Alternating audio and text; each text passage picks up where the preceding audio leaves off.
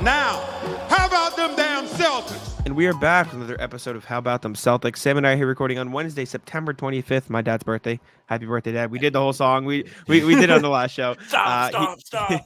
He appreciated the comments very much. But again, we're back. And this is the last time I'm going to say it because it's just a reality now. We actually have Celtics content. And for the next 9 months, we're going to have Celtics content. And it's a great feeling. I'm very happy. It's 9 months. Yeah. It'd be a real shame if it was like 7 months. That would be the worst. You're right. But practice is getting started up again. Training camp is in full effect. It's a good time of year to be a basketball fan. How you doing, Sam? I'm great, man. It's almost 10 p.m. on Wednesday. I'm drinking coffee. Good energy on the show today. It's the second day of training camp. Well, I guess it's technically the first day of training camp. Second day of availability with the fellas. So Jack was there again today. I was at my lovely job. And we have all kinds of stuff. Lonnie Walker spoke about his opportunity with the Celtics. Really, for the first time, he did some speaking yesterday, but he was available to the reporters today, I believe, for the first time. Jaylen Brown took a shot at my Pistons, and he dropped some shoes. We also have a little update on Porzingis. And then we'll go through the emails, talk about some NBA news, and do the rat list. We'll get up out of here. Great show for you guys today. Make sure you leave a like, comment, subscribe, hit the bell because we're putting up videos every single day. Full pods drop Tuesday, Thursday, and Sunday. Yes, sir. I'm ready to rock. Let's start right there with Mr. Lonnie Walker. Like you mentioned, Lonnie Walker spoke to the media, I should say, for the first time since being a Celtic. Talked about what brought him to Boston, relationship with Derek White and Drew Holiday, both of whom he's worked with in the past. Obviously played with Derek White in San Antonio, and it just has worked out with Drew Holiday. And he said, obviously, my free agency hasn't gone to plan and whatnot. Brad Stevens, he's given me an opportunity with the E10, Exhibit 10 contract, to kind of prove myself and show my capabilities offensively, defensively, off the court. Being a great teammate. I'm just really excited and grateful to be here. I'm just going to work to the best of my capabilities. And my favorite quote, I think the most intriguing tidbit that came out of this, outside of the questions I asked, because I gotta plug those because I was very pleased with my responses too. The opening thing was just like, what was your first practice like in Boston? And with like unprompted, not like being hint, like, what's this like? He said, it was a clear viewpoint as to why you guys are the 2024 world champs.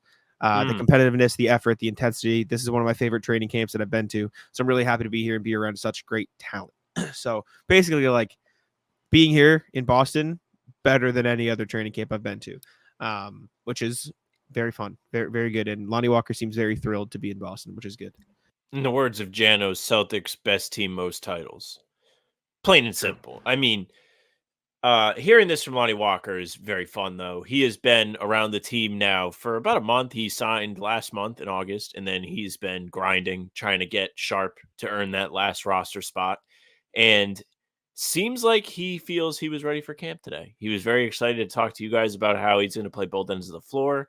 The scoring really wasn't a major problem last year. It's not as consistent as you would like shooting-wise, but if he's able to bring something on the defensive end, you may have something. And I think that's really what the vision here is from Brad Stevens. He's going to bring in, take a flyer on a guy who proved a little bit last year, caught some attention from many around the league. He was a hot name around the trade deadline, didn't end up going anywhere. The Celtics were interested in him, and then they brought him in.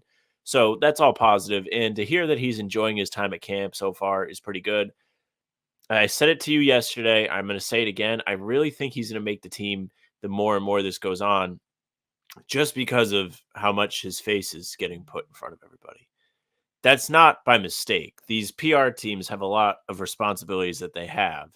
And one of those things is to control the kind of messaging that is around the Celtics. They would not willingly be giving Lonnie Walker to the media to have him speak to you guys if there wasn't a feeling that he was going to be around. I'm not saying it's a guarantee. Counterpoint, we talked to Wendy and Gabriel last year and Nathan Knight. So I'm just saying it right, doesn't make it guaranteed at all. And he also did say they mentioned to him the possibility of playing in Man, and he's open to that. So there is still be with the chance organization in that respect. Yes, in that respect, so was Wenyan, and I believe Nathan Knight spent some time in Maine. Wendy and Gabriel didn't play in the G League. No, he didn't. I thought we said he did. No, he was just. Did we mess that up? No, I don't think we ever said he played in the G League. Okay, he never played. I must be misremembering. I'll double check. Nathan Knight did though. Nathan Knight He played in the played. G League. Yes, he played because he was on a 2-way contract for a brief period of time. But Wendy Gabriel never played in the G League. He played last year in the G League for the Wisconsin Herd, the Bucks G League. I see. He My just wasn't with mistake. the organization anymore. Just some added context. Lonnie Walker is still not guaranteed to make the team. It does seem like he's very clearly too good to be on an Exhibit 10 contract. He did say he's open to playing in Maine. I still lean they probably keep the spot open to preserve cap flexibility. But it wouldn't surprise me now that we've heard him in real time say I'd be open to playing in the G League. It wouldn't surprise me to see him play in Maine and then eventually earn the spot later in the season when he can take a prorated salary and they wouldn't have to pay as much. But building on some of that a little bit, Lonnie Walker also did talk about his decision to join the Celtics and what it's like to play here, et cetera, et cetera. And I asked him, did you have your first Joe Mazzulla experience yet? And because Good question. I just knew it would be funny. And he said, Joe is one of the most interesting guys. You know what? Let me pull it up because I'm not going to do Lonnie Walker justice because me saying it won't give you the smirk and the everywhere I go, it's that same entertainment. I'm not going to curse. Yeah, I know it's the first 10 minutes. It's the same. It won't give you the same entertainment face. value. Asking about also just directly. It's just my face the whole video. So let me. That's my favorite part of these videos. Just actually, I love seeing like my friends next to NBA players. My favorite part of the day today was seeing the two Bobbies in. I think it was the Pritchard clip. The two Bobbies was fun. And I was like, two very handsome Bobbies, and I got like 5 likes on the reply. Yeah. All right. I think this was the question. Yeah. Here it is. This is me asking him about Joe and his response. He just starts smiling. What is your first experience with coach? Joe is one of the most interesting guys I've met. You don't know where your conversation might take you. He kind of reminds me of my head coach back at high school. Like I said yesterday, one of our first conversations. I love boxing, so I was like, "Did you see the Canelo fight?" He was like, "I don't watch pillow fights." I was like, "Okay, all right, there we are." That makes more complete sense. So I don't watch pillow fights. Just all right, bro. I had a couple people message me about that because they saw you tweet it and they were like, "Yeah, good answer by Joe. Good on Joe." That are like fighting fans. So it's pretty cool, man. I mean, Lonnie Walker seems very happy to be here. I'm glad you made him laugh. Good for you, Jack. That's a big W for you. And it seems like he's going to fit in okay. He just seems really excited about the opportunity. And I think that might take him a long way with the Celtics. He understands what's going on. He understands the opportunity in front of him in terms of being a part of a really competitive team, which he played with the Lakers when they made the conference finals against Denver in 2023, but like they got swept and they were still a 7 seed. And like there was like not real expectations around that Lakers team. It was like, maybe they'll make a run if everything falls in place. This is different. It's like it's a defending championship team and they brought everybody back and they have a culture, like whatever. He's coming into that and he's like, oh my gosh, like this is different. Like this is my favorite training camp ever. Like you mentioned, like this is good. I truly hope he gets to stick around because Bobby Manning tweeted about this today and I had pulled it up before you pulled up that clip. He talked to Jim Larinaga the other day about Lonnie Walker joining the Celtics. And Bobby, this is verbatim what Bobby tweeted. He says, before I even asked any questions, he emphasized, Walker is too good of a player to be having to try out after 6 seasons in the NBA. He's a very good NBA player and teammate. I think it's unfortunate that he didn't sign with a team and get an extension to a good contract because he's a very valuable guy. He's a great teammate. He shoots the ball very well. He averaged like 10 points a game for his career. So I think it's unfortunate that someone didn't sign him to a full contract.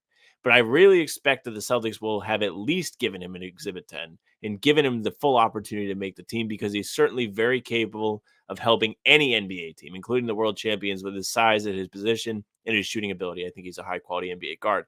I replied to Bobby, just something that we have kicked around in the show. I feel like he's kind of like in a bad place because of the CBA. And then somebody replied to me, Somebody said, people need to start talking about the second round exception being a problem for vets in the league, which we kind of talked about when the CBA happened. Guys picked 40 and beyond are taking up standard roster spots instead of being put on 2 ways to start their careers. These 2 roster spots are gone to unproven mid to late second rounders, and these middle-class role-playing vets are very disproportionately harmed. So that's just kind of what we're seeing, like with Lonnie Walker. And there are like, go ahead and look at O'Shea. Like O'Shea, is he fantastic? Is he the greatest player ever? No, but does he suck? And should he be in a position where he's not on a roster? Probably also no. And teams are just taking flyers on these guys, and you kind of understand it from a team building perspective, but it does suck for these guys that are around the level that Lonnie Walker and O'Shea are, because they've done enough to earn an opportunity further, like in their careers. They should not be like thinking about their careers ending at this point. I agree with you. Like I said, like you said, I should say, Lonnie Walker's a better player than this type of contract. And now I was like skeptical on him getting a deal because I went through the whole Jaylen Noel. And I do think there are limited opportunities for players like him sometimes in the league because of how niche their skill set is. But even he said today, like Gary Washburn asked him like something along the lines of asking him about him as a scorer. Like, how long have you been a scorer like that? And he said since the womb, which was just funny. Like Lonnie Walker's got personality. I'll give him that. He's a funny guy. He's got jokes. He does. But he also like emphasized I need to be more than that. Like I need to be impactful in other aspects of the game. He talked about his relationship with Derek White and Drew Holiday as well. Said I think most of it is watching what they do as far as the little things, paying attention to detail, understanding that we have a heavy fronted offensive team. You got JB, JT, KP. You got a plethora of great offensive players. So how can you implement yourself as far as rebounding, defensive tenacity, being tenacious on the defensive side, and things of that nature. So I'm really just trying my best to mimic how Drew and Derek played the game and being disciplined in those aspects. So it's very clear that he is eager and willing to become a more defensive-minded player. He talked about his relationship with Derek, said it was amazing playing with him. He's literally one of my closest friends. I went to his wedding. I know his family, everything like that. And so just like hearing and understanding that he is, you know, good friends with these guys, willing to go the extra mile to become, you know, that type of player, that's exactly what the Celtics need. And so if he can do that or even become like a B, C version of that, it's a really good spot to make the roster. Yeah. And I mean, he mentioned it. The defense is really what comes first. And I know it was something that was widely talked about on Twitter today by you and the rest of the beat team that was there. He was like, I want to be like Derek and Drew. Like, I want to be that guy on the bench. And whether it's completely realistic is one thing, but the path is there. He has the two examples to directly learn from, to spend time with at practice every day. He's close friends with Derek White. You mentioned he was at the wedding.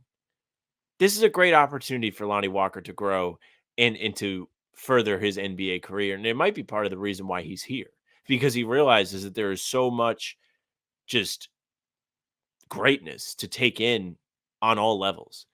There are great leaders at the top with Tatum and Brown. There are great supporting guys that are also leaders in Holiday, White, Horford.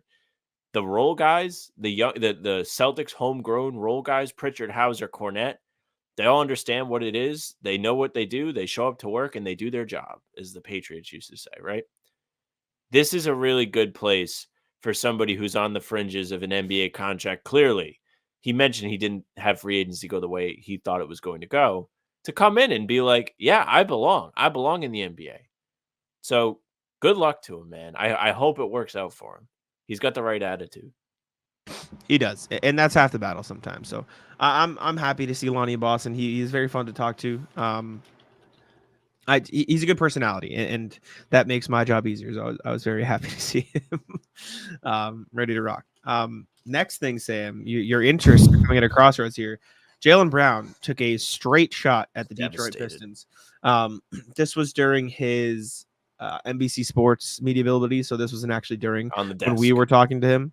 But I can play the clip here just so we can take a listen to what Mr. Brown had to say about Sam's Pistons. Yes. Finding different ways to lead also sometimes means that sacrifice where, you know, in a night we plan, don't mean to disrespect them, but the Detroit Pistons, who have struggled over the last year or two, you know, we're going to play through Peyton, let him go for 30. Maybe not anymore. In threes tonight. We're going to still win the game. You know, it don't have to be the normal way, but that gives those guys confidence. It gives those guys ability to run free. And we're going to need that down the line. Finding different ways. Now, this is like when you look at their games against the Pistons last year, they like one of them was really close, but like they almost lost. It was the game when they were 28 losses in a row and they almost came to Boston and beat the Celtics. Then you think about, oh yeah, Sam Hauser did take 23s against the Wizards. Oh yeah, Peyton Pritchard did take a lot of shots against the Hornets. Yes. Like this happens. And remember during the end of the last season when we were like, I bet these guys are just messing around in some of these games. confirmed they were just messing around in some of these games. Yeah, it's it's facts, like you mentioned, like the Wizards. He didn't name drop the Wizards.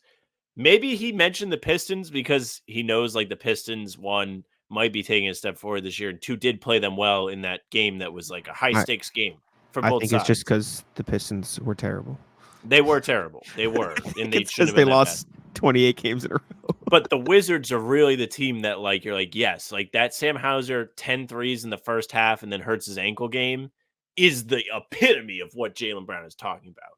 I was devastated when I saw this clip. I saw Barstool do an article on it. I saw it get picked up. I mean, obviously that was from Reddit that Jack just played, and the post has a ton of upvotes, says over 2,000. So people are seeing this. The Pistons subreddit didn't love it. They were like, Celtics are just this unlikable super team.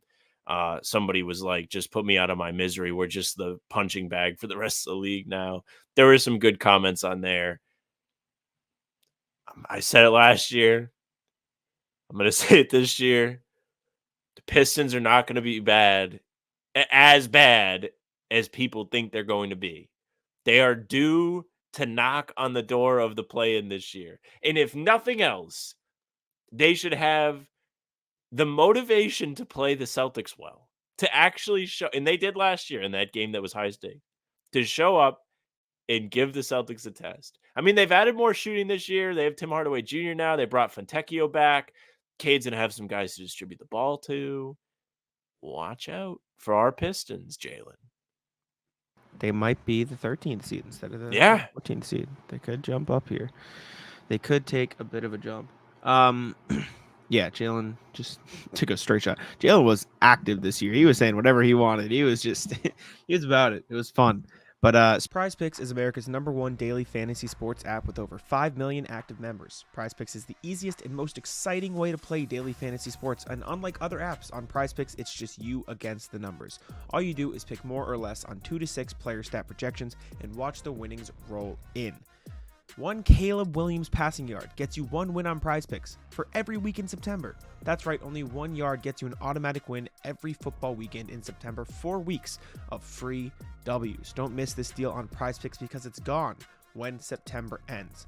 Also, you can now win up to 100 times your money on PrizePicks with as little as 4 correct picks. Sam and I used PrizePicks all season long while on How Bout Them Celtics pregame shows. We picked Jason Tatum dunks, we picked Drew Holiday steals, we picked a ton of stuff, especially during the finals when Kyrie Irving and Luka Doncic, we were kind of preying on their downfall.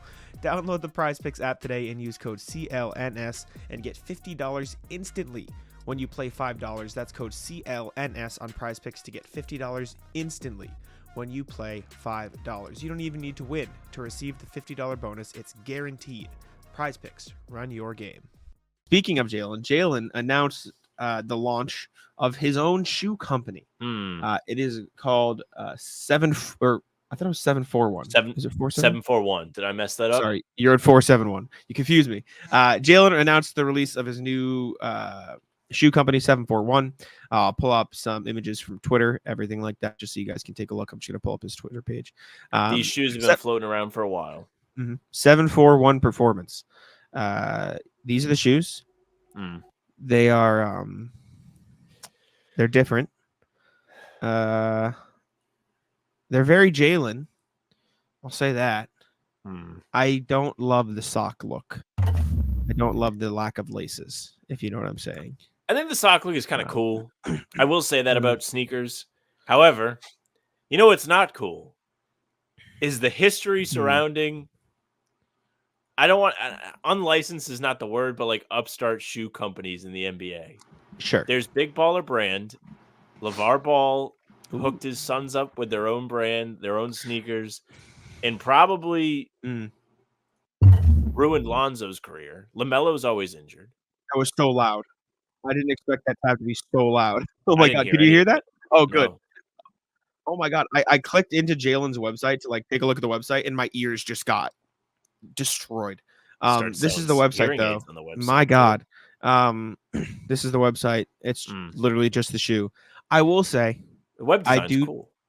I do trust Jaylen to make safe and proper shoes i.e. the $500 million superstar, rather than random dad who definitely had some Okay. money, did not have the backing or the connections or the, career or the status Sure. or the money of Jaylen. You know what I'm saying? Like, this isn't just LeVar going was to in be the NFL. Also, Jaylen is not doing this to sell shoes. LeVar was doing that to sell shoes. Like, you know what I'm saying? There are very different motives behind what Jaylen is doing. Jaylen is doing this, as he mentioned during media day, to like promote grassroots shoe companies, to promote like the people who are actually making the shoes, to like, Sure. you know what I'm saying? Not for let me mass produce a brand BBB that I can sell to people and make a bunch of money for my family.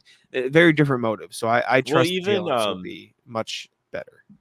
And One made shoes way back. There's the Netflix doc about the Sure. M1 tour, and they had launched their sneakers, and they were going to have Stephon Marbury be their big like fish athlete that's going to be wearing their stuff on brand.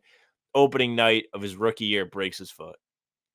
Like, it's just like freak stuff that's happened. It doesn't necessarily mean that this is going to be a bad thing. I don't think you should sound the alarms that Jaylen has made his own sneakers. But like, the history of this stuff isn't great. I don't love it. I wish like so there's like a layer of this where I do respect it. Like, it reminds me of one of the recent seasons of Curb, which you will not have seen, but some people listening will have seen. Larry goes into a coffee shop. He feels he's treated poorly. Larry has more money than God. He opens his own coffee shop right next door to the coffee shop, calling it a spite store. Jaylen has made a spite shoe. He has had it with Nike. He is a sneaker free agent. I think he's been a sneaker free agent for quite some time. He has made his own spite brand. Sure. I don't think all of this was made out of complete spite. I think he's not like Nike for a while, but like contextualizing this as in he got mad at Nike this summer, so he made a shoe company in 2 months. Definitely just not what happened. Like, there's just definitely did not happen that way. Layer though. No. Well, he's had beef with Nike for a while. Sure, yes, but my point is, this is probably a project that's been going on for multiple years before he got to this point where he can drop it. And also, let's give the guy credit. He's not going to wear a shoe that he hurts, like that's going to injure him. Like he's not going to trust a shoe or launch a shoe or release a shoe that he knows isn't completely safe to play in. Like Jaylen, guys in the NBA, he's just part of my brain. Brown would release the shoe or be willing to wear the shoe if it was not ready to be worn at the NBA level. Listen, I'm sure that Jaylen has hired the correct people to help him launch this.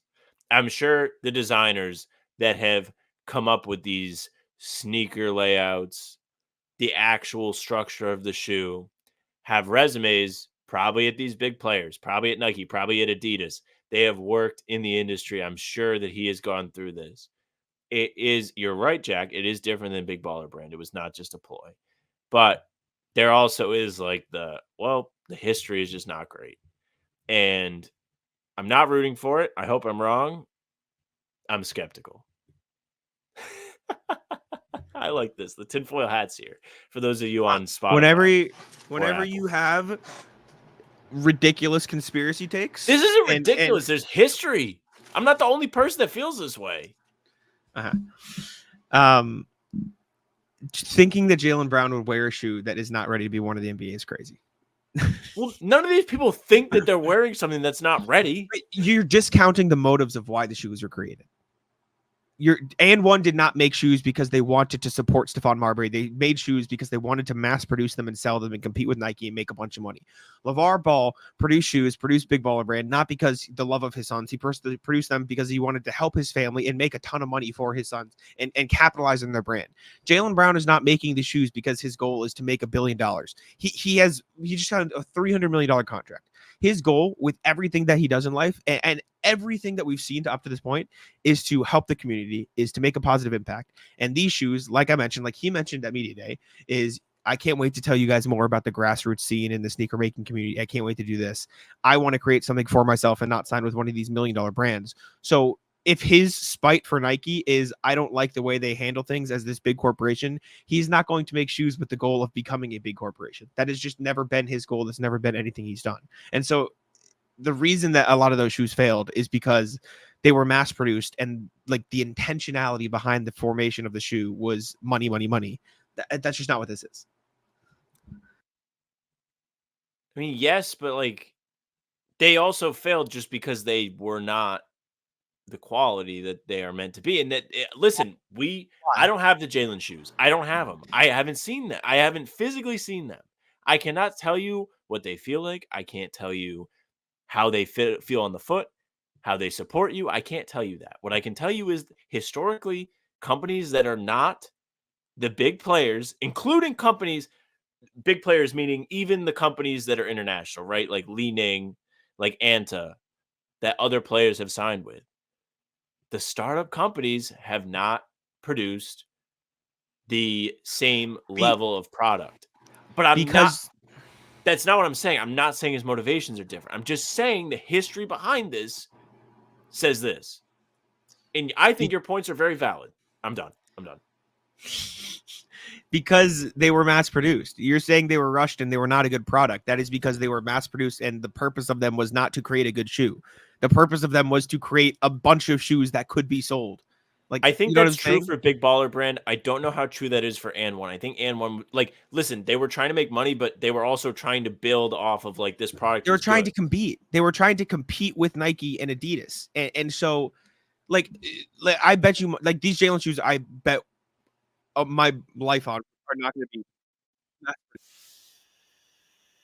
limited drop, but he's not going to have millions and millions and millions of shoes already ready, always ready. Like, and1 had to be ready because they're like, all right, we're going to start a brand, we're going to compete, we're going to make a bunch of shoes. And when you're throwing stuff together like that, like, it's just not always going to be the same. And also, guys, like, when was this And1? 2001, 2002? It was in the night. It was like 96. Yeah, like it was a long time ago. Shoe companies have come a long way to use that as an example to compare to this. I think like that, like the one major technology in general.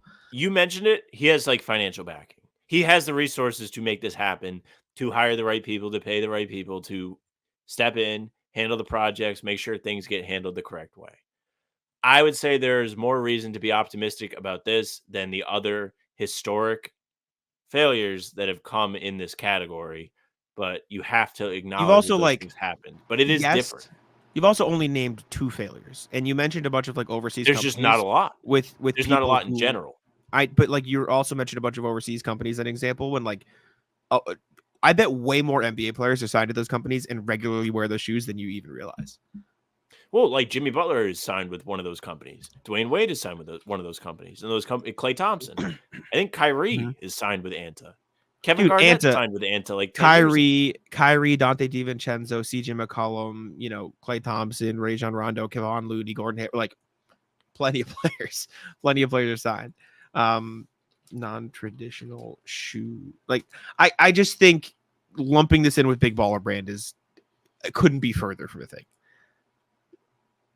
I just don't see the connection at all. I don't think it's somewhere in the middle, probably. It's in the middle, as in it's not a major shoe brand, but I don't think it's fair to discount what Jaylen is clearly promoting as I want to support people who make really good shoes that don't get credit and say the shoes aren't going to be really good because they're not Nike. Like that is completely the opposite point that Jaylen is trying to make with this, and just lumping it in with that feels unfair to what he's trying to do. Yes, but like we don't know yet. We don't know. Correct. We don't know, but like assuming that they're going to be not a good thing is lame. When you have to predict, you just have to look at the history. Like that's where my angle is coming from. But I'm not saying it history can't be comparing it to isn't the same as what I'm saying. Like you're comparing it to a history that like isn't like it comes from different motives. We haven't different seen people. This before. Sure. So then comparing it this to history, exact case we haven't seen before. Exactly. We've seen similar things. All right. We're just gonna keep arguing. I don't want to do that. I mean, those are the most similar. The next thing, Ramona Shelburne recently released an article, and I would say the most interesting tidbit that came of it. We can go over some little bits, but the biggest thing that I wanted to mention, and that we wanted to mention, Kristaps Porzingis talked to Ramona Shelburne and said that his goal is to return by late December. He also said during media day that he wants to that he has been doing some on-court work. He's been running even lately. He did some light contact work, so it still sounds like we're gonna get couple months of no Porzingis, and that's always been the plan. And the Celtics literally have no reason, nor should they even risk, rushing him back. That should never be in the game plan. But it does sound like he's making progress at the very least, which is a good thing. Yeah, it is a good thing. It sounds like he's like maybe a little bit ahead of schedule. He sounds confident, but like Kristaps was also like talking in the finals, like I'll die out there. I don't give a fuck about whatever is wrong with my ankle. But Brad Stevens going up there and saying, yeah, Kristaps, he's recovering. We're impressed with his recovery and maybe like a little bit too surprised about how fast he's recovering is not nothing. Again, I talked about it with Lonnie Walker. I feel like it has more weight here. These people are not going up in front of all of you guys behind a microphone and talking out of their ass. Brad Stevens probably is, I mean, he's the president, but like he probably had to have some clearance to say that. Otherwise, they would just keep it under wraps. There's no benefit to them being like, oh, yeah, he looks good. The only thing that can come out of that is negativity. It's then people get their expectations up, and then he's not back, and then people are asking why he's not back, and he's just genuinely not ready. And then there might be more pressure to have him come back. It doesn't mean he's going to be rushed back. I don't think the Celtics are going to do that. But the discussion around it will become more like negative or frustrated like vibes, if that makes sense. So Definitely, yeah. They were saying this intentionally, and hopefully he is really feeling good. For him to come out and say it doesn't have as much weight because he's just kind of a positive guy, but for Brad to say it really does. And I've seen like the photos and everything of him working out, and it seems like he's been putting in the work. So I think Celtics fans should be excited. I know you're going to agree. It does not mean they should rush him back. I still don't think we see Kristaps till around Christmas. That's fine. And it's a good thing because that means yeah. we all get a good look at the rest of the guys. We get a good look at Cornette. We get a good look at Nimi. We get a good look at Tillman. We get a good look, perhaps, at Watson. There's a lot to look at here, and it's exciting because those three guys we mentioned at first are all around the same level, and we get an opportunity to see who sticks out. That's probably the biggest storyline going into the beginning of the season, besides them obviously being champions. It's who's going to be the guy that steps up. How are they going to use them? And it's probably a good thing to look for in preseason if you guys are into that. If you're really going to watch all these games, be excited about something, that is like the nerd angle. Who is the best backup big guy? And we're going to get to see. I'd say that's the most intriguing storyline from the perspective of like what we don't know. That's the most biggest unknown for sure, I think. And I'm very excited to watch some other things, just little tidbits from Ramona's article, which everyone should read. It was great. Talked about Tatum. Al Horford told her, I'm walking into 8:15 and JT's already done, which means he must have got there at 6 a.m. He said it was easy to get up early because of the jet lag, etc. Drew Hanlon, Tatum's trainer, spoke to ESPN and said, I think a lot of people are like, oh, he's out for revenge. I don't think Jason looks at it like that. He's like, compare my resume at 27 to Michael Jordan, who never won one at 27. Compare it to LeBron, who had won one. Compare it to Steph, who had won.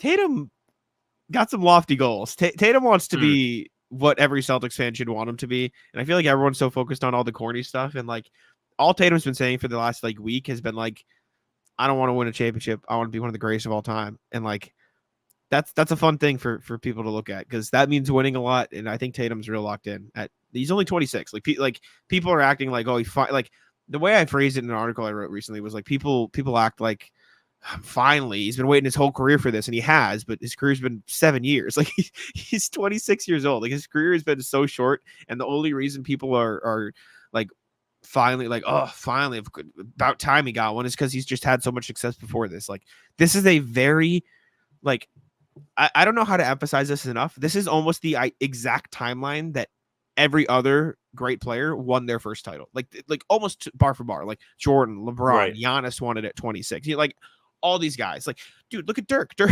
had to wait till he was like 90 to get his first. It is not an easy thing to do. And the only reason that a lot of these other players like the Kobe's and Tim Duncans of the world is because they already had an established, other championship level player next to them, i.e. Shaq, i.e. David Robinson. And I know Tatum has Jaylen Brown, but we're talking top 15 players of all time next to them. Right. So, hey man, Tatum's ready. And that's a real fun thing to think about.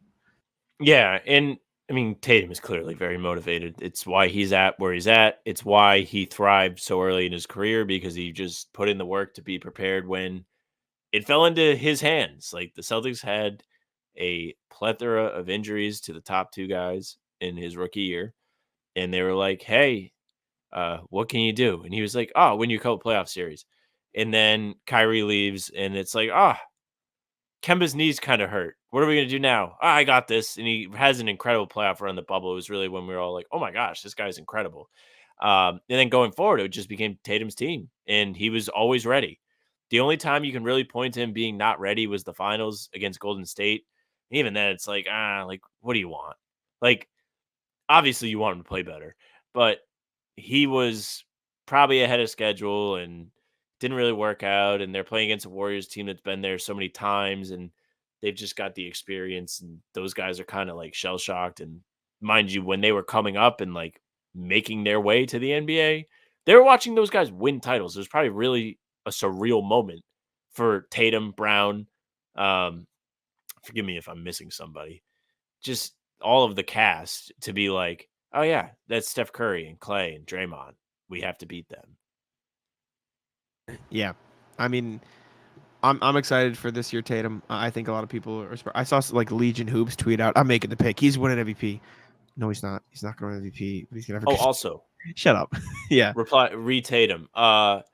He was like, "You guys haven't seen the best Jason Tatum yet," which I don't think we got to talk about in the media day video. But that was like a big thing. He was just like on the mic. He was like, "Yeah, I like that.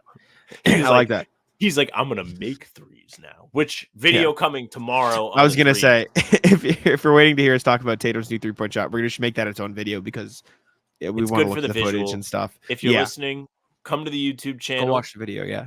On Friday morning, you're gonna see super cool videos of Tatum shoot threes in a good way. Rare, good Tatum 3 shooting video. Yes. I love going to watch football in person. It might not be Sam's taste, but I personally love going to watch a Pats game, even though they're not in the best place right now. I saw them play the Chiefs last year, and even though Kansas City absolutely won the game, it was still a great time, and I make sure to get all my tickets through Game Time. Game Time has a new feature called Game Time Picks that makes getting tickets to see your favorite teams play even easier. Game Time Picks filters out the fluff to show you only incredible deals on great seats, so you don't have to waste time searching through thousands of tickets. Me and my friends are going to see the Red Sox tonight, and guess what? Game Time was the choice. You can pick the great deals, and like I just mentioned, you can filter out all the fees, you can filter out everything to make sure you are getting the best deal possible. That is my favorite thing, getting to know what the exact price is before I purchase, because I know I'm getting the best deal on Game Time. You can see the view from your seat, you get the lowest price guaranteed, even if it's canceled. Cancellation protection is great. It's the perfect app to buy all your tickets. Curation makes it easier to save more on sports, concerts, comedy, theater, and everything else. I saw NoahCon this summer, and guess what? Game Time came in clutch. All in pricing, again, my favorite thing. Toggling this feature shows you the total upfront with no surprise fees at checkout. Take the guesswork out of buying tickets with Game Time. Download the Game Time app, create an account, and use code CLNS for $20 off your first purchase. Terms apply. Again, create an account and redeem code CLNS for $20 off. Download Game Time today. What time is it? Game Time. Last thing before we get to the email. Sort of falls in line with what we've been talking about. I wrote about it today. There is this general sense, like the title of my article is Celtics aren't chasing championships, they're chasing greatness, which is like that is the vibe you've gotten at the facility so far. It is like, I'll read some quotes about it. Like I read it the other day. Thank you. Mazzulla was asked, like, does it feel different? And he said, to be honest with you, it feels zero different. And I think if you're ever lucky to do it again, when it feels different, that's when you shouldn't want to do it anymore. And it's just like the idea of like, I don't want to win a championship. I want to win a championship, then come back and not feel any different and then go win another one. Like, I don't care about one championship. I care about the next one. Like, it's basically like leave the past in the past. I don't care about what happened. Then I want to win another one. Jason Tatum saying it was never about trying to win just one.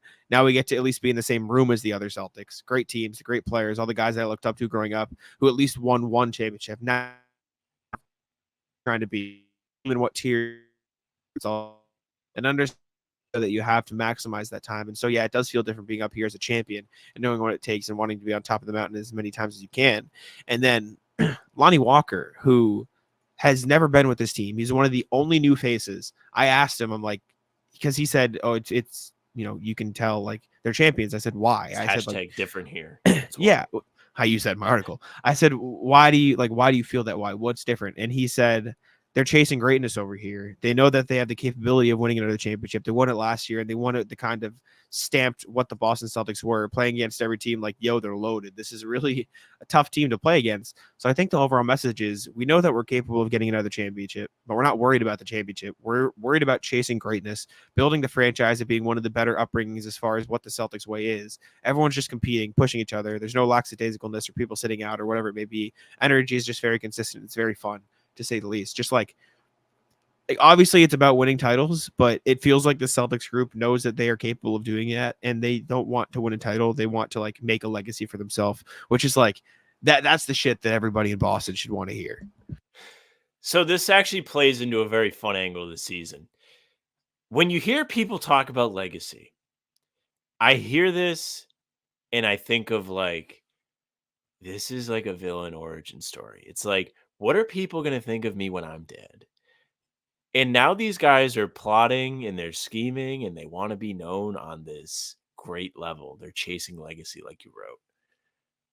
They can actually just turn and be like, fuck everybody, man. This is our league. Now, obviously, you have to win to do that. But you can it almost reminds me of like how Thanos is motivated in Avengers, Infinity War, and Endgame. He just wants like to accomplish his mission of balancing the universe, and he wants to set everything right. He feels like, after him, he wants to set things straight. Like that's kind of what these guys want. They want to set the Celtics up for success and to be the premier franchise in the NBA going forward. Like they want to win enough championships where they are separated from the pack, and they want their names next to that. They want that to be their feat, their accomplishment. And I think that can be a lot of fun, especially if they are just out there rolling teams again this year. You can get a real supervillain feel from the Celtics team, especially with Joe Mazzulla in charge. Whew. Yeah. Also, I ran a very I don't know what the word is, a small bit, like a very lighthearted bit in my article, and I want you to guess what the bit was based on what I linked. So I'll read it for the audio listeners. The article that I was writing about this topic, I said the Boston Celtics slogan last year was different here. For most franchises, that would simply be an empty statement attempting to distinguish themselves as hard workers or winners, but the Celtics can back it up. They back it up with their history, and last season they added to that lore. And I hyperlinked distinguish themselves as hard workers as an attempt to do that. And I want you to guess what I hyperlinked with that article. Distinguish themselves as hard workers. Should I know this? You're gonna laugh when you understand what I was referencing. Distinguish themselves as hard workers. My first instinct, and it's not going to be this, is the Hard Work song. The one that goes hard work. So I said for most franchises, that would simply be an empty statement attempting to distinguish themselves as hard workers. And then I linked this article of the Miami Heat basketball court where it calls them the toughest, meanest basketball team. Because I just thought that would be a funny bit to run. Jack, you had it going today. Nothing but net from you. Asking Lonnie Walker about Joe Mazzulla, getting the pillow fight answer from him, and then this. What a day! That one's gonna fly under the radar, but I was laughing to myself when I linked it. There's nothing better than that like little inside joke you have with yourself. Like sometimes when I do Celtics blog articles, I'll have that. I think maybe it was. I think it was the Celtics villains ranking or whatever. And I just like linked the clip of Newman saying he despises Keith Hernandez. And it was just hyperlinked. And I was like, if somebody clicks this, I hope they get a kick out of it. Every once in a while, you have those moments where you're like, somebody will appreciate this. I had one when the Celtics signed Dimitrios Skapantsev. So at Hardwood Houdini, they have these little like sublines where it's like we have been told that they don't want it to be like it doesn't have to be, or they don't want it to be just pack a bunch of SEO words in there. They want it to be like an actual like throw in a funny quip or like something funny, something entertaining. So like most of mine aren't that funny. Excuse me. Like the one for this one was it just means more in Boston. You know what I'm saying? Like little taglines. Tillman is becoming a true Bostonian. And so when Dimitrios Skapantsev, I said Celtic signing, Skapantsev replaced a different big man that you think. I put the lyrics to a Noah Khan song titled Maine because he's gonna go hang on. I like just that. little stuff. Yeah. Just little stuff that I find entertaining that no one else will understand. But if you ever read my work, go check those little lines beneath the title because I try to put a little funny stuff in there. It's my way of staying entertained. But anyways, let's jump to the email here. Enough about us. Content today. Yeah. More about reminder as always. Reminder as always, hbtcpod@gmail.com. That's Looking at you, Rui. hbtcpod@gmail.com. Rui, how'd you not know, man? It's on the screen. It's so funny. He was like, I actually had no idea you guys do this. I It's know. like, wait, what? Speaking of Rui, Rui emailed us random questions. Hola, Jack and Sam. Hope you're doing well. I haven't seen many of your longer pods during the summer. Sorry. So if this has been asked, apologies. But in the famous word of JT's last year's playoff, Derek White, we're back. after a month of September with almost no controversy. Cough. WTF was that City Edition. I wish I was dead. I have two side questions. One, ranking of the team's warm-up jackets, and if this year's will break the top 3, white and gold, hard eyes. My math, save some money on the City Edition to splurge on the new jacket. Maybe. I don't know what other warm-up jerseys look like. Is there? Do you mean all time? Because they have, to his point, like they have had some good warm-up jackets. These championship ones are cool. The ones that they had. The OG ones are awesome. Like the ones with the gold trim around the letters with the box around the name on the back. Like the Walton one right there with the shamrocks on the side. Right? Yeah. That rocks. There's also the ones that they had in 2008, like 2010, where it was the zip up with the high collar. It was similar to this, and it had that patch on the back with the name. I wish they would bring that back. Yeah. I know they won't because teams don't really have personalized warm-ups anymore. It's almost like a universal, guess whose fault that is? Nike warm-up. It's like a hoodie, and every team's is the same. It would be cool if there was some more personalization to each team that went along with that. I would appreciate that very much. Looking at you fanatics or whoever. Although I don't love the gold ones. I don't love the white and gold. I said this at the time. I think it clashes a little too much. I think light on light colors is a bit not a fan. I wish it was black and gold. I think that'd be cleaner. Or even green and gold. Green and gold, yeah. And two, jokes aside, how do you think the main Celtics will rebuild? How do they stack against the rest of the G League? To be honest with you, no idea. Yeah, well, you're kind of seeing it. They're probably bringing these guys. Scap and Seb, maybe Lonnie Walker. Lonnie Walker is going to Ron Harper, G League. Dude. We didn't contextualize it that way. Lonnie Walker is going to kill the G League if he goes there. I don't know if I should be rooting for him to go to the G League or not for his own sake. I don't know what's better for him. Someone would scoop him up if he plays really well. Oh, that's true. If he's just like on the G League team, exactly. Yes, they can just go and steal him. It's like practice squads in football, pretty much. Exactly. So I don't know. I think they've made some good additions with Scap and Seb, and I think Shireman and Anton. I think Anton Walton's going to be really good in the G League when he gets some time. I think Peterson and JD Davison are still going to be there for a large portion of the season. Jordan Walsh too. So I think the team will look largely the same. It's going to be worth paying attention to. I think. I don't know if we have a main Celtics roster just yet. Excuse me. So I assume that'll come out closer to the start of the season. You can pull up the training camp roster. I'm sure there's a few guys on there that could be. I mean, I can already name them: Tristan Enaruna, Ron Harper, Demetrius Skapinsev, Lonnie Walker, and then the two-way guys. That's it. Yep. Jay Scrub, by the way, not there. Sad. Sorry, but yeah, we don't know about the roster yet. Tyler Lashbrook will be the coach though, so excuse me. Keep an eye out for him. Next thing from RJ. Oh, he said, "Cheers, Rui. P.S. I've done a fun run on that Greek track and field where I lived in Athens, and just imagining the stadium lit is amazing. Former Olympic stadium, so kudos to the organizers for making it happen. That is cool. Nice. Saying that is very sick. PS 2. Yes, I saw the pod at 5 a.m. sharp. I guess media day is getting me pumped. Yeah, he sent this to us at 6:13 in the morning yesterday. Rui's man. Shout out Rui. Did not know Rui lived in Greece. It's pretty cool. This summer. He said when I lived in Athens, so I don't think he does anymore. But no, he did. Like he at one time did live. Oh, I thought you said lives. Yes. Evening from RJ. Takeaways from media day. Evening, guys. Welcome back to the real content. Thank you. Just a few things that I loved hearing during today's chatter. JB's comments about building his stamina so he can play full tilt at both ends of the court against all stars. Not boasting, just declaring what he does to be his best self. Xavier Tillman Sr. and on how JB encouraging him to take the shot when he had it days before his game 3 triple. The way the team stars are building up the rest of the squad is fantastic. Jordan Walsh sounded so centered in his comments, not over promising, not the vets, just ready to go and continue to build his skills. I'm also pleased that Lonnie Walker IV kept reminding people that he is on a non-guaranteed contract. Another guy who knows where he's starting. Good day to kick off the quest for Banner 19. Be well, RJ. I missed a lot of these comments because they were mostly like desk comments, so I didn't actually get to hear some of them. You know, RJ, it's a pretty good point about Lonnie Walker. It kind of removes distraction from the rest of the team. it had. Well, Big Sam Freeze, I'm still here. Don't worry. I'm going to keep filibustering, so I won't edit this out. This will be our moment, chat. We're back. Welcome back. You're here. Yeah, so like the Lonnie Walker thing is pretty cool because he's coming in and it's like got a sense of like camaraderie, right?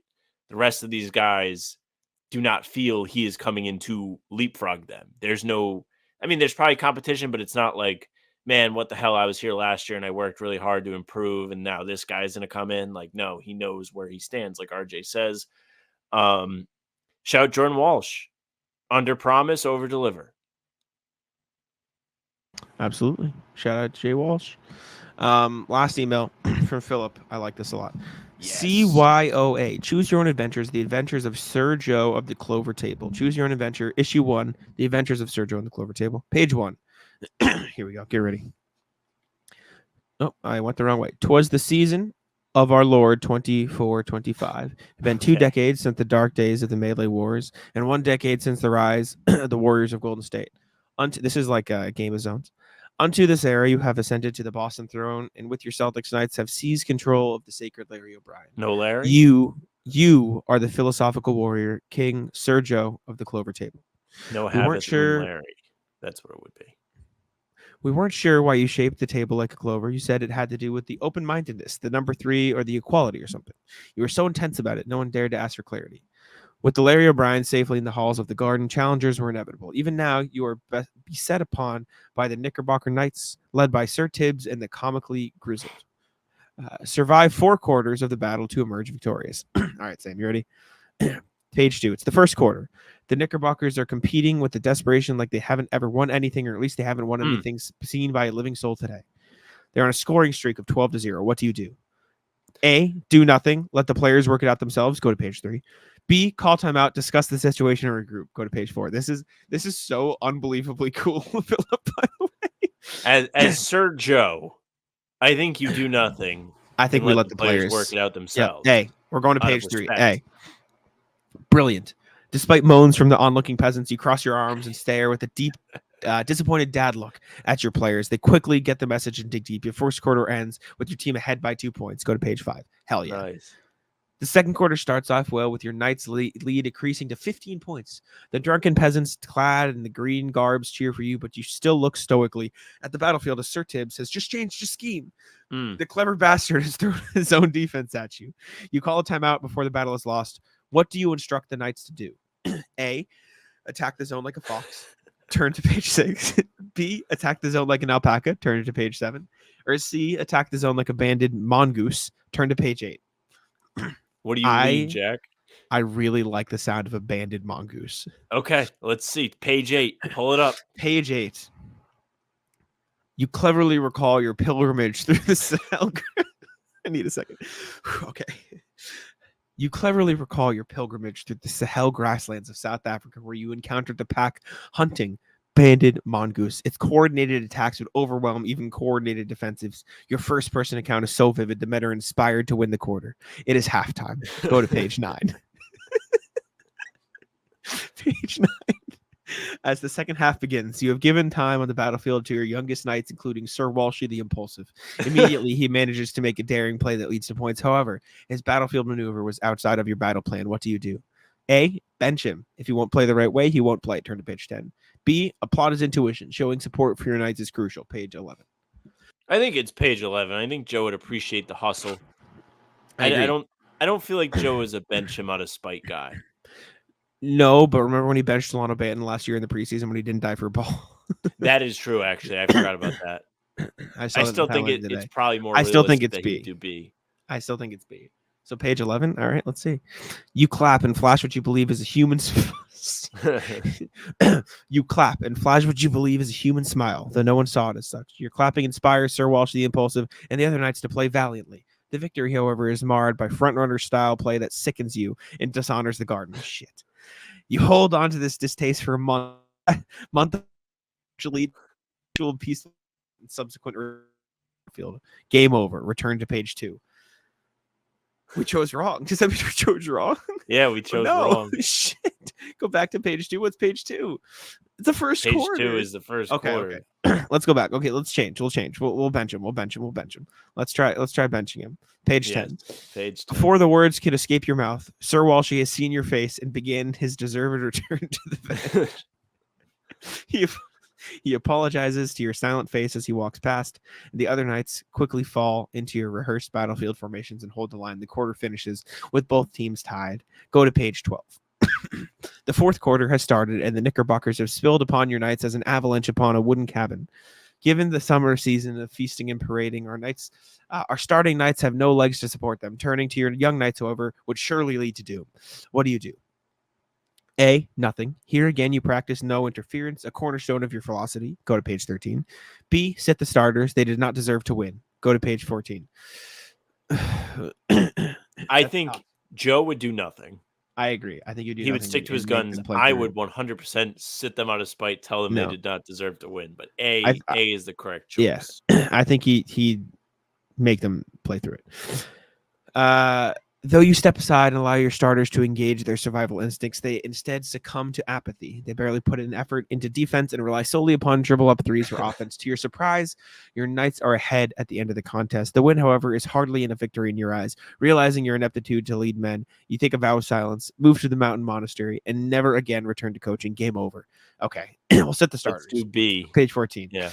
Your starters' knights look confused and yet relieved when you issue them the command to be benched. Your young knights replace them, and within a few plays find themselves losing precipitously. The game finishes in a 25-point loss. Amid boos from the Garden crowd, you, on the other hand, are thrilled. Seeing your knights be denied victory has inspired you with plenty of potential lessons for the animal kingdom and from the exotic philosophical traditions. While the team has lost, you have achieved a longer-term victory. All hail Sir Joe of the Clover Table. Farewell, my dear fellows. Sir Phil, the eccentric. This was phenomenal, Phil. Phil, thank you so much for your Joe content over the last 2-3 weeks. I'm going to read this at the Auerbach Center tomorrow. Yeah, I think there should be a way to get this in front of Joe because this is really good work. Jack clearly would not have that I'm opportunity. Still terrified to ask him. Yes. But someday, Jack, please star this so we don't lose it. Yeah. I'm going to star the Bill. Perhaps someday we will have the opportunity to ask him about this. Yeah. I want to read the other options. Okay. So if we had called a timeout, it would have been afraid of breaking convention. You call a timeout and discuss shifting energy with Sir Jaylen the esoteric. Somehow it doesn't work. Your team's falls even further behind, leading to a horrible loss. Afterward, you force yourself to do burpees in the locker room until you pass out unceremoniously with a bicep tear. You deserved it. Game over. If we had attacked like a fox or alpaca, you regaled the knights with the tale of a brave fox fighting a black bear off to defend its den. You're telling your men to attack the zone with the same approach, but alas, the fox is a solitary hunter, and the knights finished the game playing iso ball. The loss to the Knickerbockers was shameful and heralded by their kingdom's jester, Stephen A. the A-hole. After the game, you walked off in shame and kept walking until you collapsed in a street puddle in New Jersey, a sad end to a great night. Game over. And if we had attacked like an alpaca, you're launched into a monologue about the noble mountain alpaca and their sure-footed mountain climbing abilities. You explain that such sure-footedness could dance through the zone with ease. Unfortunately, alpaca are not predators or even aggressive. The knights finished the quarter on their heels, though sure-footed they were. The offensive collapse led to a mockery of a loss. You take your anger out on our new poor assistant coach during a pickup game, leading to his death and your imprisonment. Game over. And I think we read the rest of them because we picked wrong. I love that we picked the mongoose correctly. I love that's the one we got. I wish there was something we could do for Philip because this is really good. This is legitimately good. Philip, thank you. Oh my god. Everybody say thank you, Philip, in the comments. This is really great work. Shout out, Phil. We just started. We're gonna keep it. Maybe someday this will make its way in front of him, but probably not for a while. Hey, if as many of those as you want to write, that is the best thing we've got. Like I've done on the podcast. I love that. That was incredible. That was so Where sick. Were you in mid-August though? Seriously. Yeah, true. Now we No, thank you, Phil. That was awesome. Thanks, Phil. Again, hbtcpod@gmail.com if you want to send us an email. It's gonna be his birthday soon. It's true. It's gotta be soon. When is Phil's birthday? I bet I can figure out when Phil's birthday is real quick. Excuse me. Let's see. Phil's birthday, November 17th. Okay, Keep so that it's coming keep up. that in the pocket. All right. Moving on to the NBA section here, starting with Kawhi Leonard. Kawhi had surgery. Again, The first time those words have ever been uttered. It's from Shams Charania. Clippers star Kawhi Leonard underwent a procedure on his knee in the offseason, sources tell me. The franchise said today that Leonard will be limited to strengthening his knee to start Clippers training camp, but team officials are optimistic about his progress. All I can think about is, why the hell was this guy going to play on Team USA? it's true. And there's also like, do you remember when Rob had the knee surgery? And Yeah. he had surgery in like September. We were all like, why the fuck do you wait so long? I think if you're a Clippers fan, you kind of have this same like, what are we doing? Because it sounds like that this surgery was pretty recent. He's still having to strengthen his knee. Like he's clearly not that far along in the recovery process because he's not even like strengthening the knee. He's probably not even like running yet. I could be very wrong. He could play opening night, but just from an injury standpoint, it sounds like he is not anywhere close to being ready to roll. Yeah. Not great. Not great for the Clippers. Not great for Kawhi. Clippers could be really bad next year if things don't go well. They are kind of shaping up to be like a bad team, especially if he misses time at the beginning of the season and they fall into a hole early. I will I say, mean, you got to think the West is deep. Go ahead. I will say James Harden is the type of player who could probably just get them some wins anyways. Like not even like not even like from the he can be Rockets James Harden in, but he is just very good at making players around him better. As much as you do or dislike, don't or like, you know what I'm saying? Like you don't have to like James Harden to acknowledge that he just makes teammates better by the way he plays, especially when he is in a position to be the guy, right? Even at his age. So it wouldn't surprise me if he leads them to some early wins. Zubac is a fine player. They got guys like Norm Powell who can get buckets. They'll be fine. But the West is really good, like you said. So this Kawhi injury is no bueno. Feels like we're looking at a Memphis situation from last year. Remember, like Maybe. Jaj is suspended, and it's like I don't know if it'll get that goes, bad, and then it goes bad, and then it gets worse. I mean, it gets worse. Memphis was historically bad. I'm pretty sure they played the most starting lineups in an NBA regular season ever. So like they got nothing wrong with experimentation. It's true. Speaking of LA, injuries. Apparently the Lakers are considering trading assets. Maybe Rob Pelinka said on Wednesday, we would do a trade with both picks if that leads to the sustainable Lakers excellence. We would also use one pick to make a marginal upgrade if we felt like that was the right thing to do. Basically say we're open to making trades. Sure you are, Rob. It's about time. Sure. Seriously, they've been clutching their pearls. He says this every year, though. Their pearls being these picks forever. This isn't new. Yeah, I'll believe it when I see it. That's where I stand. They also can fuck off like to all levels. Fuck off. Like nobody should trade with them out of spite. I've been saying this. We'll see. I don't know, man. It's weird. Second small thing. Kevin Knox signed with the Warriors and Lester Quinones signed with the Sixers. Watch out. Any takes on those? I don't have anything to say. Just they got tweeted out by the big boys today. Figured I'd put them on the sheet. If any of you were wondering where those fellows were at, they're there. There's your answer. Harry Giles signed with the sure did. Hornets. Celtics. Mid-Atlantic, except he wasn't on the Celtics, but it feels like he kind of was. Okay. Reddit post today. Post today. This is a fun one. This is relevant. This is to build excitement for the upcoming season. It is not about which team would be the worst outside arena to play at. Comes from RVA is the greatest. It is in the NBA subreddit. Post reads, fill in the blank. The odds of Doc Rivers being fired mid-season are blank out of 10. Post as a whole reads, want to know what the community thinks on this one. Bucks were not great under Doc. Some injuries played a part, sure, but the offense was a lot worse under Doc than Griffin. Defense improved, but was still only league average. They went from a top 10 offense, bottom 10 defense to a slightly above offense and slightly below average defense. The Bucks started 3-7 under Doc, hit a winning streak, but ended up basically 500 over that large sample. The Bucks improved on defense by playing a slower pace and going back to some of the principles that worked in the past and simplifying their assignments. Dame was featured more under Doc. Being able to get the best out of both Dame and Giannis simultaneously is something that remains an open question. The Bucks have improved their roster around their stars, in my opinion, quite a bit in the offseason with Wright, Trent, and Prince. Their young guys should be improved, and I like their roster on paper a lot. but this is a make or break season in Milwaukee. Very true. And it's starting with Middleton yet again under a bit of an injury cloud. So, Jack, knee-jerk reaction out of 10. How likely is it that Doc Rivers is getting ready to learn unemployment? I'm going to go with the 2. I don't think he gets fired this season.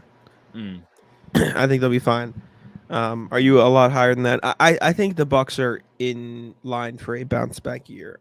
I think they might win a similar number of regular season games because realistically, they didn't have a bad regular season. Did they? I don't know if they didn't crack 50, but they won like high 40 games. Probably want to be in like the low 50s, but like that's a 2-3 game win difference versus what they did this year. How many? Let me look. Let me just look so I'm not talking in hypotheticals here. While you look, this past year the Bucks won. Let's see. Sorry, I thought it was gonna be a lot quicker. I thought it was gonna pop up. They won 49 games. If they win 2 more games, they're a 51 win team, and we're not like talking about this way. So to put it in perspective, yeah, when Adrian Griffin was fired, they had won 31 games. They finished with 49 wins. So under Doc, they're not very good. However, I don't really think my siren senses, whatever you want to call it, is much more on high alert than yours. I would say probably 3 or 4. It's just more of a how many coaches can we have coach with Giannis in his prime before it becomes a little bit like we're just sounding the alarms over nothing. The problem is under Doc, the Bucks were like a joke. They were like laughably bad, and it was consistent, except for when they played the Celtics at Fiserv. Then they were all of a sudden really good. But I don't know. Doc did some discussion of his first half season in Milwaukee and was like, yeah, all Dame could do is apologize for coming in out of shape, which he had to do because he didn't want to train in the offseason with his trade request, because then if he got hurt, he wouldn't be traded. Then there's like the joining as a coach in the middle of the season can't be easy angle to it. He's going to have had a whole summer to work on the Bucks. The real question to me is less about Doc, and it's more about the health of these guys. The author of this mentions Middleton already being like a question mark. Then you have Giannis, who hasn't been healthy for the playoffs in a couple years. Then you have 35, 36-year-old Dame. It's like, I will say, how much confidence do you have? I saw this on Twitter today, and I thought it was interesting, based like in the context of how we talked about stuff. I'm going to give you player A, player B, and I want you to tell me who you take. Okay. 24.9 points, 3.5 assists, 24.9 points, 3.5 rebounds, 5.9 assists on 57% true shooting. Or 24.8 points, 4.5 rebounds, 7.1 assists on 59% true shooting. Second guy. First guy was Maxey, second guy was Dame. Okay. You know what I'm saying? And everyone's pointing out like, oh, well, one's younger, but like that's not the question. The question isn't who's got a better future, because clearly Maxey's younger, he's got a better future. But like if we're talking about their players right now, Dame had a really good season. Like it's not like Dame was terrible last year. Well, then that's bad. That's not what you want to hear if you're a Bucks fan, because he had a good season and your team was still a joke to some degree. And Lopez is also not getting any younger, by the way. I think that's an unfair thing calling them a joke. Yes, they didn't win in the playoffs. Like they didn't have a good season, but Giannis was hurt. And if you want, like, that's a whole different story. If you want to say, is Giannis going to be healthy? Is Giannis health concerns? Blah, blah, blah. Maybe. And maybe he's reached the point in his career where that is a legitimate thing. But like saying the Bucks were a bad regular season team, I think is unfair. I think they were a good bad regular season team under Doc. Sure. How many of those games were without Giannis? How long was Giannis injured for? Longer than I think people realize. It was since one of those Celtics games. He got hurt in like the April 1st Celtics game. Like it was close enough to the playoffs where okay. Oh, you're right. It bled over. Yeah, I don't know, man. I'm higher on consensus on the Bucks next year. I think people are looking at them and writing them off, which I don't think is true. I think Me included. One of the best players in the world. Yeah. I'm not even doing it on purpose, just subconsciously. When we were doing like rank the East teams, I'm like, oh, the Knicks are going to be good. The Sixers, watch out for the Pacers. They gave the Celtics a good series. Well, you know the Heat are going to be good again. Like that's like 4 teams I just ripped off, and I didn't even think of Milwaukee. Exactly, yeah. I think the Bucks are going to be better than – I think they'll be like 52, 53 win team next year. And I think they can make the conference I think the Celtics. So I got to be a team next year, or counting. But we'll see. I could be wrong. I could very well be wrong. I think people are just easy to forget about them. But let's jump to the rat list here, Sam. What you got for me? Tell you what, man. Rat list is the way back from an injury. So I hurt my hip last week. I'm only 25, but I hurt a muscle. I didn't hurt the actual hip. But I had to stop running just because I didn't want to make it worse. That first run back after being not running for a week, it is humbling. I did not go. I went halfway as far as I would usually run, and I was more tired than I should be after a regular run. It was quite the extreme. It was nice to be back out there, man. It is good weather today.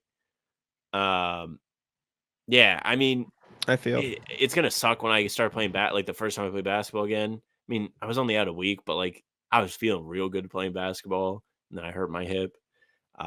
Yeah, it's an experience, man. Coming off an injury sucks. Also, rat list the Celtics for having practice on Friday because you stole my rat list. That was gonna be a rat list. I really wanted to play goal ball. I was really excited. Well, we'll talk about it then. Yeah, so I was excited too because I'm pretty much off Friday, and I was gonna come, and I'm probably not gonna come Saturday. I mean, you could still technically go. It just won't be as fun for you because none of us are gonna. Yeah, no one will be there. I'm not going. Yeah. We can't play goal ball this week. I will come play. We will have a session with all of the round table playing basketball at some point. It will happen. We might play Saturday. Forever. Yeah, I'm not. They're rumblings, but I can't. Rat list this girl who's pitching at my softball game on Tuesday. So let me contextualize. I've used that word too many times this podcast. It's just it's in my brain. So the way soft pitch softball works is it is a strike if it lands on the plate. It has to land on the plate for it to be a strike. Yeah. And this girl just very clearly played softball in high school or college or whatever. And so she was just throwing gas that didn't come anywhere near the plate. And so we could have all gone up there and just taken walk. We could have just basically won the game on walks. But I want to hit the ball. You know what I'm saying? But I all of us are okay, well, we want to actually play. Doesn't sound like you wanted to win. And so we won. We were killing them anyways. This wasn't a we need to win the game. But she's just throwing heaters the whole time, and half of them are over my head. Half of them are she threw some ground balls. She shouldn't pitch, right? And so I got up there. I only got to hit twice in this game because we had a bunch of people playing. Shout out Kim. Not trying your hardest. I hit 2 rippers, and they just went directly to people.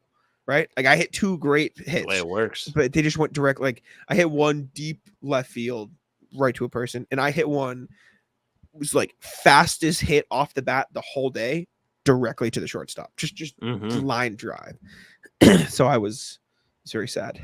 Nothing worse than when that happens to you on the video game. Playing MLB The Show at a competitive level. Perfect, right at somebody. Mad. That spike your controller stuff. Not good. Man, rat list. Yeah, all right. Rat list company events, man. So my company is doing a week-long company event, but it's kind of fun. Our company is global. We have people that are remote, and they're all coming in to meet everybody and mingle, and that's fun. Yesterday we went to a 3-hour dinner after an 8-hour workday. Let me tell you, I'm not a fan of the 12-hour workday. I really am not. I like to go home after work and sitting there. I mean, you ever go to a restaurant that's definitely too fancy for you? Yeah. They have the pasta dishes and it's they don't have chicken parm and you're what do I do?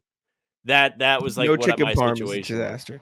They're chicken parm is chicken up. piccata and piccata it's fine, but I don't want this too fancy. I don't need that. I don't need the little what are those? I don't want what are those little capers? I don't want anything with capers in it. Get the fuck out of my face. It's not for me. You're doing too much. Right? So also at this place, so the company hooked us up. They took care of us. They ordered all these appetizers. When I tell you they probably brought out 10 different appetizers for everybody, they were coming, and it was the Smash Mouth song. They don't stop coming. They don't stop. The All Star, that one. It was like that with food. And then after we did all that, they were like, "Okay, we'll take your entree order." And then when we gave the entree orders. Like, okay, this will be like 40 minutes. At this point, we'd been there for like an hour and a half. This was one of those restaurants that you are just supposed to enjoy the experience. As a 25-year-old guy that could eat like 35 wings, that is just not for me. My place is be disgusting, eat what you want. Yeah. It's really funny though. I mean, shout out to everybody there. It was a good time. I was talking to them. And the company means well, but it's just how work be sometimes, Jack. You and Houdini having a hell of a time over there. I'm pleased. Having a good time. Ratless the wheel. I'm like, so every year or every month, me and my roommates and our friends in Boston do what we call family dinner. We do monthly family dinner, and there's like, for context, no, as we're recording this, there's 10 of us who went, right? So the way it works is you spin a wheel every month at every dinner, and the person it lands on has to pick the place. They can't tell anybody where it is. It's a surprise for everybody else. They have to plan everything. They have to tell people to meet them at a spot near the restaurant so they can walk to it, so it's a surprise. And then they have to put their card down and everyone Venmos them. And guess who got spun on the wheel for next month? So you have to pick, or you have to pick and pay? I have to. Well, they all Venmo me, so it's not like I'm paying. But it is. I pick. I plan. I take the dates of when everybody in the friend group is free. Find the date that works for everybody. So I'm the planner this month. There's nothing worse than making plans. Ugh. Nothing worse. Because then the plan comes and you're like, I don't really want to. It's always fun. No, it's always fun. Like I'll say, it's always nice to go to dinner. It's nice to see everybody. It's like I genuinely have fun whenever I go. But I have not a planner. Like I couldn't like plan it. No, we should do. We need to do our end of summer stream, and we can have the chat help plan Jack's dinner venture. Sure. We should have Jack take everyone to a McDonald's with the play place. No, the play place is all right. No. It'll be fun. I'm not the player. Like I was sitting at a spot at the table today when they spun the wheel where like I couldn't fully read the names, but as the wheel came to a close, everyone just looked at me and I just like, oh no. And Reagan, who's my roommate Ryan's girlfriend, turned to me and she goes, "Almost me, but it's you." I'm like, "Fuck you." I was so close not to being me. Do you have early? I guess you can't really say because you don't want to like spoil the surprise, right? Yeah, like I can't say. I mean, I don't think my roommates are listening to this shit, but probably not. Don't have to name them. Any early prospects? I was told that the wheel was spun less than 3 hours ago. I have no idea. Okay. I haven't even started looking. Stadium Pulse is still going. Yes, I need to figure it out. I have one idea that I will tell you when we okay. But where did you go today? I don't know what it's called. Was it good? It was good. It was a barbecue place in Seaport. It was really good. Barbecue's all right. I got a platter. A barbecue place yesterday. I got like a plate. So I got brisket, I got pulled pork, I got pulled chicken, I got mac and cheese, I got Texas toast, and I got cornbread. Real good day. I was very happy. Shout out Meg, my friend's girlfriend, playing this one's. I have a story for you after the pod. Yeah, man, just Rattler's busy week. I'm such a routine person. It's just so hard to break a routine, and I get so stressed out. We're going to be very busy during the season, though, so I got to get my head out of my ass. Yes, we are. Get ready, baby. This was the first busy day of them all, and this wasn't too bad, but we're here. I really don't have any more. That's all I got. That's good. It was 10-minute Ratless. Unfortunately. It's fine. We can leave it there. Oh, Ratless, this dude walking down the street. Dude, so we're walking back from family dinner, right? It's like 9 of us at that point. Somebody had to leave early, but we're walking down, and we're in like rows of 3. And this guy comes walking down the street, and he stands up to it. This is not like an exaggeration for the pod. This is what he did. He was walking down the street like this. Like Like arms That's popped like out. he's definitely like joking, but like Dude, no, he had like a COVID mask on, like straight face, like trying to make eye contact with us. was he And then jacked? no, he's like a normal size guy. He's shorter than I am. So he was But then- he was doing that, but he wasn't Mhm. jacked. Correct. That's But weird. then he gets to the back line of us, and Reagan, who I just mentioned, just like bumps into her, like just like body checks her, and we didn't want to start anything. Like we're not gonna try to start a fight, but like it was just like, what the hell is this guy on? Like what is happening? It was scary. City It was like, what the man. fuck? You get It's some insane. weirdos every once in a while. A lot of people, a lot more It's people. in wild. this- Crazy stuff. Anti-rat list Vince McMahon doc is finally out. Can't wait. I watched the first one. There's 6. I thought there was only going to be 3 episodes. There's 6. Wow. I can't. Wow. That's all I got, though. That's all I got. Yeah, man. We'll be back Sunday. Anti-rat list. The walk I get to take to the Airbag Center is very peaceful, very nice. I'm enjoying I myself. love that. I stop at the same. I have a routine now. I forgot to say. I stop at the same coffee/bagel place now, like you do. Oh, I you're just go fucked. to the same place. You're I go, what do you fucked, mean? buddy. Why? What do you mean? You're gonna start spending all your money. That's what happens to me. It's not too bad. It's like Is it local? yeah. It's like They got 12 bucks. flavored coffee, or It's do actually- they put the it's shots actually- in? It's actually kind of expensive. I don't know. It's not flavored. I just go, can I get a largest coffee? They say cream and sugar. I say, yep, and I get it and I take it, and it's good. And it's I get a turkey, egg, and cheese. Very yummy. Very happy. Turkey is good, man. Turkey. That's what I'm saying. It's nice. So it's like This freshly made. this might be a Rhode Island thing, but we have a lot of our local coffee places are all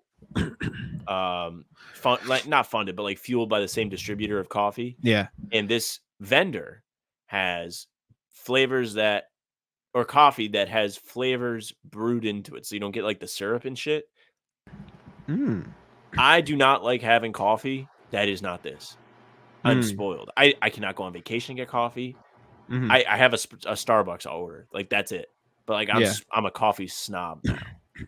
But like, yeah, I feel that. But this place is good, and also it just looks like a local place. Like it's very cool. Look at it. It's called Twin Donuts. Look at this place. It's on the corner. Yeah, You I know, mean, they you know what I'm must have saying? donuts. They do. You want a I get the donut? sandwich because I haven't, because I'm hungry. Like I want something substantial in the morning. You know what I'm saying? But I do need to try the donuts. Maybe called if I Twin come visit, Donuts. we'll go get donuts. Very nice. Please.